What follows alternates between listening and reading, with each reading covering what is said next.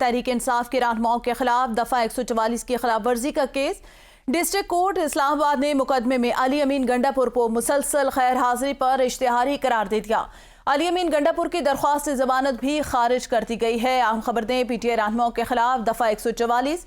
اسی پر مزید جانتے ہیں اپنے نمائندے زمان مغل سے۔ جی زمان، اپڈیٹ کیجیے گا، علی امین گنڈا پور کی درخواست ضمانت کو خارج کر دیا گیا۔ جی بالکل، اس کیس کی سماعت آج مجاہد رحیم نے کی ہے اور اس سماعت کو 12 اپریل تک ملتوی کیا ہے۔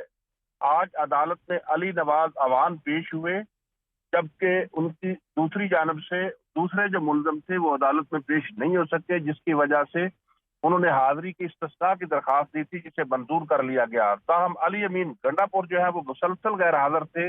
عدالت نے ان کی مسلسل غیر حاضری کے پیش نظر ان کی ضمانت کو جو ہے وہ خارج کر دیا اور ان کو اشتہاری قرار دینے کی کارروائی کا آغاز کرتے ہوئے اشتہار جاری کرنے کی ہدایت کی ہے۔ اچھا، یہ بتائیے گا زمان مغل کے 100 دفعہ 44 جو ہے اس کی خلاف ورزی 144 کی گئی ہے، یہ اسلام آباد کا کیس ہے یا جو لاہور زمان پارک کے اندر خلاف ورزی کی گئی ہے؟